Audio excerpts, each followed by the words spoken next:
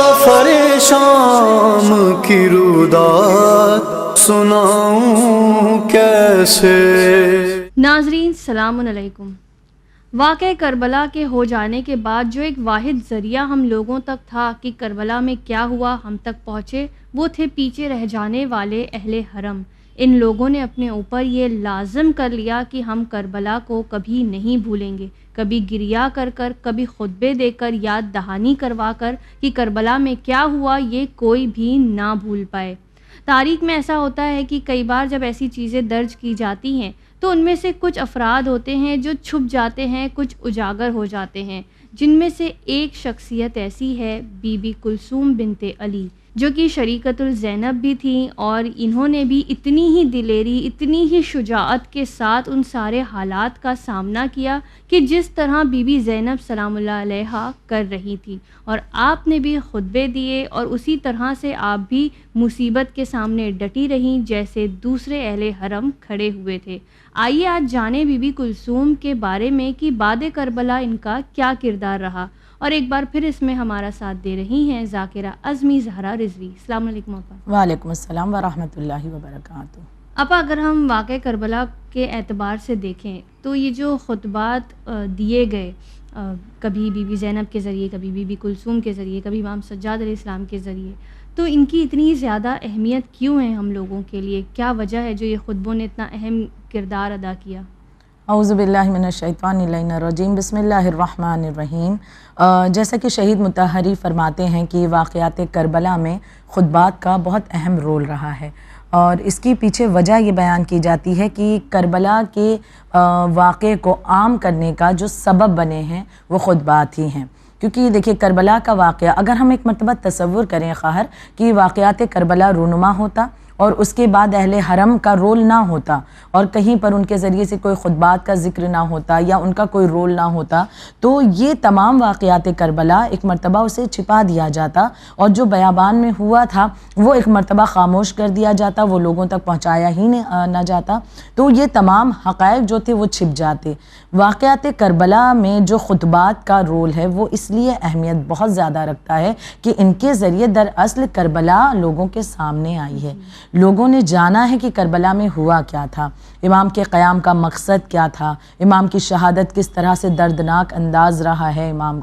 کی شہادت کا، ساتھ ساتھ امام نے جو قربانیاں پیش کی ہیں وہاں پر کون کون سے لوگ تھے، وہ جذبات کس طرح سے ان کے سینوں میں تھے، وہ تمام تر چیزیں زمانے تک پہنچانے کا ایک سبب، ایک ذریعہ یہی خطبات بنے ہیں. اور اگر ہم دیکھیں تو کربلا کے واقعات کے سلسلے میں بہت سے خطبات پائے جاتے ہیں. کربلا کے واقعے سے پہلے بھی بہت سے خطبات ایسے ہیں کہ کربلا رونما ہونے سے پہلے بھی بہت سے خطبے دیے گئے. امام حسین علیہ السلام کی طرف سے اس خطبے کا ذکر بھی ہم نے ایک ایپیسوڈ میں کیا تھا کہ جناب حر کے لشکر سے سامنا امام کا ہونا اور خطبہ امام کا دینا، اور اس سے پہلے بھی امام کے خطبات ملتے ہیں. پھر واقعات کربلا کے دوران بھی خطبات کا ذکر ہے. پھر واقعات کربلا کے بعد کئی خطبے ہم دیکھتے ہیں اہل حرم کے ذریعے سے سامنے آئے، بیبیوں کے ذریعے سے، امام سجاد کے ذریعے سے. تو یہ خطبے یعنی حقائق کو عام کرنے کا ذریعہ بنے اور اس ظلم کے طرف سے، یعنی جو ظالم نے جو ظلم انجام دیا تھا تو ظالموں کے چہرے سے نقاب ہٹانے کا، انہیں بے پردہ کرنے کا کہ یہ جو اپنے آپ کو بہت اچھا بنا رہے ہیں. کیونکہ ہم وہاں دیکھ رہے ہیں نا کہ یزیدیوں کے درمیان قاری قرآن بھی موجود تھے، وہاں پر یزیدی خیمے میں یزیدی لشکر میں جو ہے حافظ قرآن بھی موجود تھے، وہاں پر ایسے ملعون بھی موجود ہیں کہ جو بڑے اپنے آپ کو نمازی کہلاتے تھے، حتیٰ کہ شبس جیسا ملعون بھی موجود ہے کہ جو امام حسین کے قتل کی خوشی میں بعد شہادت امام حسین کوفہ میں آ کر مسجد تعمیر کرواتا ہے. تو ایسے لوگ کہ جو ظاہراً بڑے دیندار اپنے آپ کو ثابت کر رہے تھے، یہ بتانا مقصد ان خطبوں کے ذریعے سے باتیں عام ہو پائیں اور لوگوں کو حقیقت پتہ چلی کہ دراصل یہ دین کا جو یہ لبادہ اوڑھے ہوئے ہیں صرف یہ لبادہ ہی ہے، یہ دین ان کے دل میں نہیں ہے. دین جس کے پاس تھا اسے تو ان لوگوں نے بڑی بے رحمی سے شہید کر دیا. تو یہ تمام تر باتیں عام ہو سکیں، یہ ظلم عام ہو سکا کہ کس طرح سے ظلم و زیادتی کی گئی، حقیقت کیا تھی، حقائق کیا تھے، حق پر کون تھا، باطل پر کون ہے، یہ تمام تر چیزوں کو عام کرنے کا بہترین ذریعہ خطبات تھے. آج بھی تو ہم دیکھیں آپا ایسے ہی جو تفریقی ہیں، جو دہشت پرست مسلمان ہیں، کہنے کو تو ظاہری طور پر مسلمان دکھائی دیتے ہیں، لیکن یہ لوگ انہی یزیدیوں کی نسل سے آتے ہیں. اللہ اکبر کے نعرے بلند کیے جاتے ہیں اور ایمان والوں کو قتل کیا جاتا ہے. یہ تمام چیزیں آج بھی ہو رہی ہیں اور بہت زمانے سے یہ چیزیں چلی آ رہی ہیں، کیونکہ جن کے دل تک کے خدا نہیں پہنچا، دین نہیں پہنچا، تو وہی زبان پر فقط ان کے اللہ اکبر رہتا ہے اور کام ان کے اس طرح کے ہوتے ہیں جو مشرک بھی پسند نہ کریں. جی آپا، بعد شہادت امام حسین علیہ السلام جو ہم دیکھتے ہیں کہ جب اہل حرم کو قافلہ جو ان کا لایا گیا کوفہ میں، قید کر کے لایا گیا، قیدی بنایا گیا انہیں اس طرح سے، تو جب بھی اہل حرم نے کوئی بھی خطبے دیے تو کس طرح کا ماحول رہا؟ اب جب ایسے میں خاص کر اگر ہم نے پچھلے ایپیسوڈ میں امام سجاد علیہ السلام کی بات کی، اب اگر ایک خاتون خطبہ دے رہی ہے تو وہ کیسا ماحول تھا؟ ماحول کا اگر ہم ذکر کریں تو جب یہ لٹا ہوا قافلہ لایا گیا ہے کوفہ میں تو اسے 5 حصوں میں تقسیم کیا گیا تھا. یعنی کہ اگر ہم پورے قافلے کو دیکھیں تو بازار کوفہ میں لایا جا رہا ہے، کوفہ کی سرحد میں داخل کیا جا رہا ہے، تو 5 حصوں میں تقسیم تھا. سب سے آگے کون سے لوگ تھے؟ طبل اور باجے بجانے والے افراد جو کہ سب سے آگے رکھے گئے تھے، اور یہ باجے بجا رہے تھے تیز تیز آوازوں میں، اور یہ عربوں کی ایک رسم بھی ہوا کرتی تھی اس دور میں. تو لہٰذا سب سے آگے جو لوگ تھے، جو پہلا حصہ تھا وہ باجا اور طبل بجانے والوں کا، اور پھر اس کے بعد جو دوسرا حصہ ہم دیکھتے ہیں وہاں پر نیزہ بردار تھے، جو شہداء کے سروں کو جو کاٹا گیا تھا، ان کے جسم سے جدا کیا گیا تھا اور نیزوں پر بلند کیا گیا تھا، تو وہ سروں کو نیزہ بردار نیزے پہ لے کر بڑھ رہے تھے. پھر تیسرے ان کے پیچھے، یعنی سب سے آگے یہ طبل بجانے والے، ان کے پیچھے شہداء کے کٹے سروں کو لیے ہوئے نیزہ بردار تھے، اور پھر ان کے پیچھے وہ قیدی تھے، وہ اسیر تھے کہ جن میں امام سجاد علیہ السلام تھے، بیبیاں تھیں، بچے تھے. تو یہ تمام پھر ان کے سروں کے پیچھے. پھر ان کے پیچھے جو چوتھا حصہ تھا اس میں عمر سعد جیسے جو یزیدی لشکر کے مطلب افسر وغیرہ تھے، اس طرح کے لوگ اس میں موجود تھے. اور پھر اس کے پیچھے 5واں جو حصہ تھا اس میں یزیدی لشکر کے دیگر جو سردار وغیرہ تھے وہ تمام کے تمام تھے. یعنی اس انداز میں لایا گیا کہ یہاں پر ظالموں اور جابروں کے درمیان ظلم کرنے والے کی اس طرح سے ساتھ ساتھ تھے، اور کوفہ کا ماحول کہ جہاں پر تماشائیوں کا ایک بہت بڑا ہجوم پہلے سے ہی تیار ابن زیاد کے حکم سے کر دیا گیا تھا. ان تمام ماحول کے درمیان اس قافلے کو کوفہ میں لایا گیا، جہاں پر ایک خطبہ جناب ام کلثوم نے بھی دیا تھا. تو آپا، جب ہم نے اکثر بی بی زینب کا خطبہ سنا ہے، امام سجاد علیہ السلام کا یزید کے دربار کا خطبہ بھی سنا ہے، اور ہم نے بازار کا خطبہ بھی ہمارے ایپیسوڈ میں کور کیا،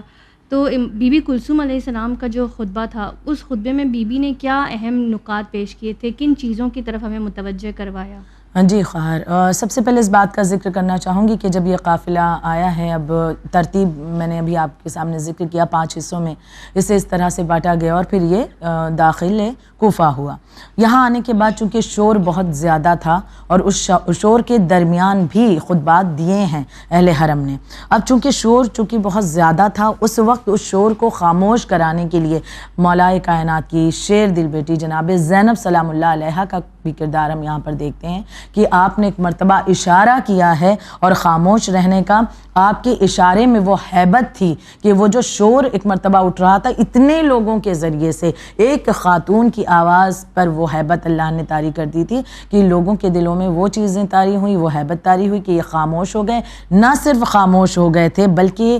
روایت میں ذکر کیا جاتا ہے کہ ان کی سانسیں سینوں میں رک گئیں. یعنی اتنا زیادہ سناٹا اور خاموشی، حتیٰ کہ اگر جانوروں کے گلے میں جو گھنٹیاں تھیں ان کی آواز تک کے ساکت ہو گئی تھی، رک گئی تھی، ایک دم خاموش ہو گئی تھی. یعنی جناب زینب کے ایک اشارے میں وہ اثر تھا. اور اس کے بعد میں پھر جناب ام کلثوم نے اپنے خطبے کا آغاز کیا تھا، اور پھر ان کے خطبے کو لوگوں نے سنا تھا. اور خطبہ کچھ اس انداز سے مقتل کی کتابوں میں پیش کیا گیا ہے کہ کوفہ میں بی بی ام کلثوم نے خطبہ دیا جس کے الفاظ یہ تھے کہ اے اہل کوفہ، خدا تمہارا برا کرے. آپ نے مذمت کی ہے ان لوگوں کی، ان کوفہ والوں کی، کیونکہ سب سے بڑی دغابازی ان کی وجہ سے جو سامنے آئی، جس کی وجہ سے واقعات کربلا رونما ہوا. کہ آپ بیان فرماتی ہیں اے اہل کوفہ، خدا تمہارا برا کرے، تمہیں کیا ہو گیا کہ تم نے حسین کو چھوڑ دیا اور ان کو قتل کر دیا، ان کا مال و اسباب لوٹ لیا، اب ان پر تم افسوس کرتے ہو، حالانکہ تم نے اب بھی ان کی عورتوں کو اسیر کر رکھا ہے. یعنی کہ مذمت آپ جب کر رہی تھیں تو کچھ چہرے تبدیل ہو رہے تھے، کچھ افسوس جتا رہے تھے، یعنی کچھ لوگوں کے چہروں میں یہ آثار نمایاں تھے کہ جیسے ہمیں اس واقعے کا بڑا افسوس ہے، ہمیں بڑی تکلیف ہو رہی ہے اس واقعے کو سن کر کے. تو اس کی بھی مذمت اسی لیے آپ نے کی ہے کہ اب افسوس جتا رہے ہو، یعنی مذمت کی ہے کہ اگر واقعاً تمہیں افسوس حقیقی ہوتا، حقیقت میں تم افسوس کرتے تو اس کام کو کبھی انجام ہی نہ دیتے. کیا تمہیں نہیں پتا تھا کہ جس کے قتل کا ارادہ کر رہے ہو یا جس کے لیے کوفہ سے اتنی لشکر اور فوجیں بھیجی جا رہی ہیں یا جو کوفہ والے دولت کو لے کر اپنے آپ کو بیچ رہے ہیں، کیا تم یہ تمام چیزیں نہیں جانتے تھے کہ یہ کس کے لیے لشکر تیار کیا جا رہا ہے؟ یہ تمام چیزیں یہ لوگ جانتے تھے. تو بی بی نے بند الفاظ میں یہاں پر ان لوگوں کی مذمت کی ہے. اسی خطبے میں آگاہ بھی کر دیا کہ تم پر ہلاکت نازل ہو. مختصر سا خطبہ بی بی نے دیا تھا لیکن ایک جامع خطبہ تھا. تم پر ہلاکت نازل ہو، تم نا امید ہو جاؤ، تم جانتے ہو کہ تم پر کیسی مصیبت آنے والی ہے. یعنی ان لوگوں نے جو فرزند رسول کے ساتھ کیا، اب اس کی مذمت میں ان لوگوں کا انجام کیا ہونے والا ہے اس سے بھی شہزادی جو ہیں آگاہ کرا رہی تھیں. پھر یہ بھی آپ نے فرمایا کہ تم نے ایسے خون بہائے ہیں جن کو خدا نے محترم قرار دیا تھا، جسے قرآن نے محترم بتایا اور محمد مصطفیٰ صلی اللہ علیہ وآلہ وسلم نے امت کو آگاہ کر دیا تھا. خبردار تم کو جہنم کی خوشخبری ہو، میں زندگی بھر اپنے بھائی کو یوں ہی روتی رہوں گی. یہ تمام تر باتیں آپ نے اس خطبے کے ذریعے سے پیش کر دی تھیں. مذمت بھی کر رہی ہیں اور ساتھ ساتھ آخر میں اپنے غم کا بھی ذکر کیا ہے کہ بے شک ہم بہت زیادہ غمگین ہیں، غمزدہ ہیں اور پوری زندگی اپنے بھائی پر میں روتی بھی رہوں گی. یعنی اس طرح سے آپ نے ایک مختصر لیکن ایک جامع خطبہ ان لوگوں کے درمیان دیا تھا جسے ان لوگوں نے سنا باقاعدہ اور اس کے بعد ان پر اس کا اثر بھی طاری ہوا تھا. تو آپ بتائیں کہ مطلب یہ خطبہ سننے کے بعد ان لوگوں پر کیا اثر ہوا؟ کیا ان لوگوں نے اس کے بعد کوئی کوشش کی اپنے اعمال کو درست کرنے کی، یا بیویوں کے ساتھ یا بچوں کے ساتھ کوئی ہمدردی کرنے کی؟ کس طرح کا اثر ان لوگوں پر دیکھا گیا؟ یہاں پر ہم یہ دیکھیں کہ اس خطبے کے بعد ایک اثر یہ بھی ظاہر ہوتا ہے کہ ان لوگوں نے جو ہے اپنے آپ کو پیٹنا شروع کیا.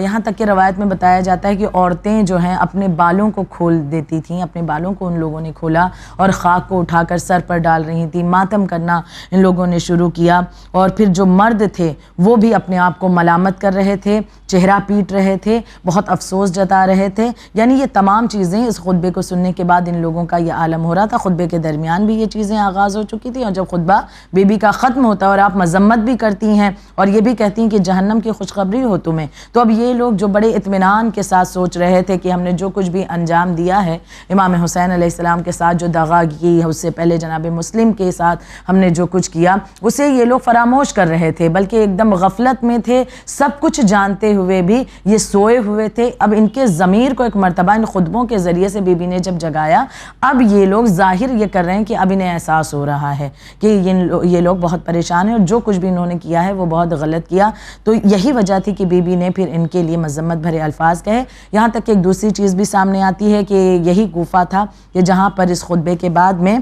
صدقے کی کھجوریں اور روٹیاں جو ہیں بچوں کی طرف پھینکی گئیں. لیکن جناب ام کلثوم نے ہی وہ خاتون ہیں کہ ایسے عالم میں کہ ہم دیکھیں کہ اگر کسی کے گھر میں کوئی بچہ بھوکا ہو،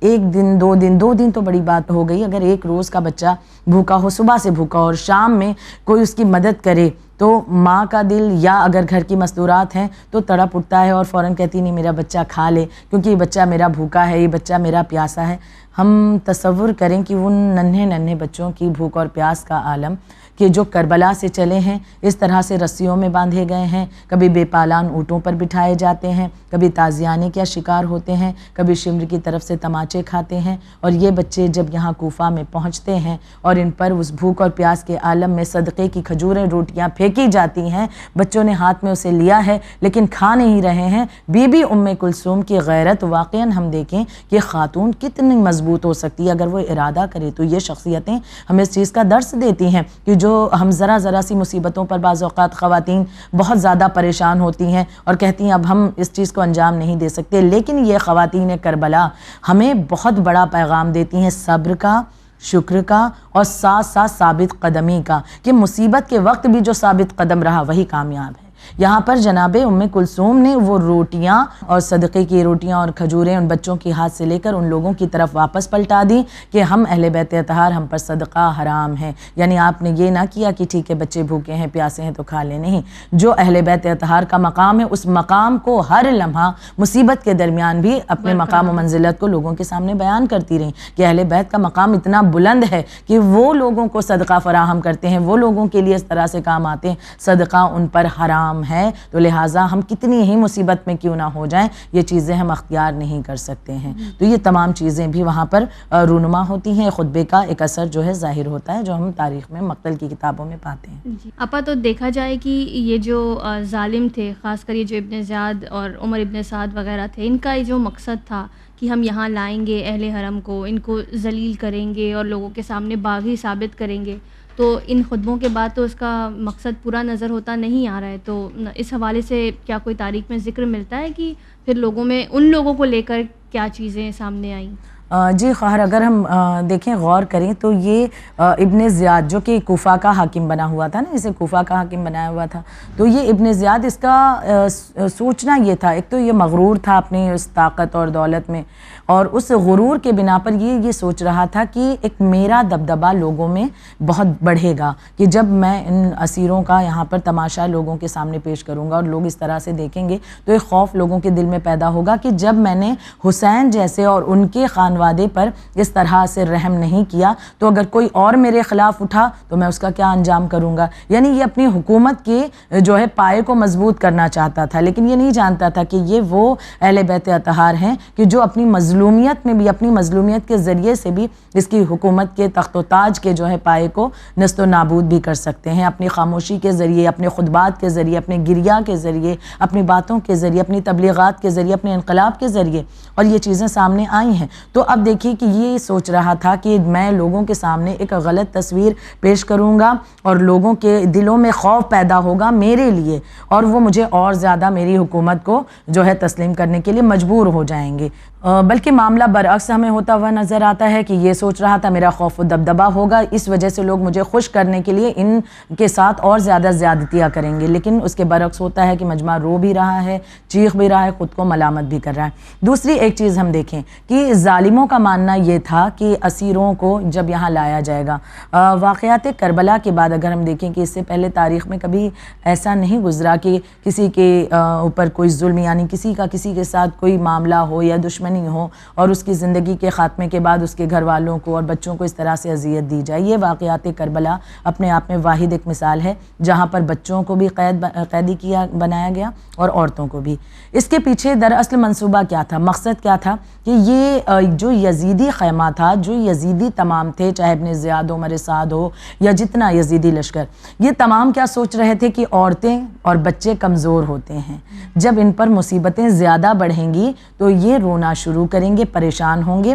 ایک دنیا کی مثال دے دوں تاکہ بات اور واضح ہو جائے کہ اگر کسی کی وجہ سے ہمیں کوئی تکلیف پہنچتی ہے اور وہ تکلیف ہماری بڑھتی جاتی ہے تو ہم اس انسان کو کہتے ہیں کہ اس انسان نے کام نہ کیا ہوتا تو آج ہم اس مصیبت میں نہیں ہوتے. ایک عام سے انسان کی فطرت ہے. یہی سوچ وہاں پر یزیدی خیمے کی تھی کہ جب ہم بچوں کو اذیت دیں گے، عورتوں کو بے پردہ کریں گے، ان پر اتنا ظلم و زیادتی کا جو ہے لیول بڑھا دیں گے تو ایک وقت وہ آئے گا کہ جب تماشائیوں کے درمیان ہوں گے تو یہ گریہ کریں گی عورتیں، یہ بچے روئیں گے اور رو رو کر کہیں گے کہ کاش حسین ہمیں یہاں نہ لائے ہوتے اور نہ کاش امام حسین نے ایسا نہ کیا ہوتا، بیعت کر لی ہوتی تو آج ہم اس مصیبت میں مبتلا نہیں ہوتے. تو یہ سوچ رہے تھے یزیدی کہ اس طرح سے عورتیں اور بچے جب یہ باتیں کریں گے تب تو یہ میری حکومت کے لیے بہت فائدہ مند ثابت ہوگا. اور وہاں پر جب بچے اس طرح سے روئیں گے اور خود امام حسین کو اس کا ذمہ دار ٹھہرائیں گے، عورتیں کہیں گی کہ ہماری پردے چلے گئے، ہماری حجاب ہم سے چھین لیا گیا، اس کے پیچھے امام حسین اگر بیعت کر لیتے تو یہ معاملات نہ سامنے آتے. معاملہ اس کے برعکس ہوتا ہے کہ یہاں پر مستورات نہ صرف یہ کہ للکار کر بات کر رہی ہیں بلکہ اس طرح سے منہ توڑ جواب دیا ہے کہ اپنے خطبوں کے ذریعے ایسی مذمت کی ہے کہ نہ صرف کوفہ والوں کی مذمت، یزیدیوں کی مذمت، ان کے افعال کی، ان کے کردار کی مذمت اور شہدائے کربلا کی شان کو بیان بھی کر رہی ہیں، اہل بیت اطہار کے مقام و منزلت سے بھی لوگوں کو آشنا کرا رہی ہیں. یعنی جو کچھ بھی اس نے سوچا تھا، چاہے ابن زیاد نے یا یزید نے یا عمر سعد، جو کچھ بھی ان کی منشا تھی وہ انہیں نہیں ملی، اس کا برعکس معاملہ ہوتا ہے۔ یہی وجہ ہے کہ ان اہل حرم کا بہت بڑا کردار ہے واقعات کربلا کو لوگوں کے سامنے حقیقت کو بیان کرنے کا، اور یہ حقیقتیں لوگوں کے سامنے نہ آتی ہیں اگر یہ شخصیتیں اور ان کے یہ خطبات ہمارے سامنے موجود نہ ہوں۔ اسی لیے تو آپا ہم کہتے ہیں نا کہ جو واقعہ کربلا ہے آج جو ہم تک پہنچا ہے، ان بیبیوں کے ہم مقروض ہیں، ان لوگوں نے ہم تک اسے پہنچایا ہے، تب ہم تک یہ باتیں پہنچی ہیں، ورنہ ظاہر ہے کوئی ایسی معمولی خاتون ہوتی تو اگر چلو وہ نہ بھی امام حسین کو بلیم کرے تب بھی اپنے غم میں روتی اور نہ پہنچا پاتی کہ وہاں ہوا کیا۔ تو بس ان بیبیوں کا احسان ہے جو آج ہم جانتے ہیں کہ واقعہ کربلا میں کیا کچھ ہوا۔ بہت بہت شکریہ آپ۔ جزاک۔ ناظرین، آپ لوگوں سے بھی ہم یہی کہنا چاہیں گے کہ ہم نے اکثر دیکھا ہے آج تک یہ ہو رہا ہے کہ لوگ مجلس اور ماتم بند کروانے کی کوششیں کرتے آئے ہیں کہ کسی طرح اسے روک دیا جائے اور یزید کے کردار کی وائٹ واشنگ کی جائے اور بتایا جائے کہ وہ بالکل بھی اتنا برا نہیں تھا۔ یہاں تک کہ لوگ یہ بھی کہتے ہیں، کوشش میں لگے رہتے ہیں کہ یزید لعنت اللہ نہیں بلکہ رضی اللہ ہے، ان چیزوں کے پیچھے لگے ہوئے ہیں۔ لیکن ہم جو چینل ون کے ذریعے، چینل ون کہتا ہے ہم پیغام انسانیت ہیں، اور کربلا میں امام حسین کے قتل میں صرف امام حسین نہیں قتل ہوئے تھے، وہ انسانیت کا بھی قتل تھا۔ تو ہم چینل ون کے ذریعے، ہماری عزاداری کے ذریعے یہ کوشش جاری رکھیں گے اور کسی کو بھی پیغام کربلا بھولنے نہیں دیں گے، کیونکہ کربلا میں جو ہوا وہ ظلم تھا، جنگ نہیں۔ اسی پیغام کے ساتھ آپ دیکھتے رہیے چینل ون۔ مجھے دیجیے اجازت، خدا حافظ۔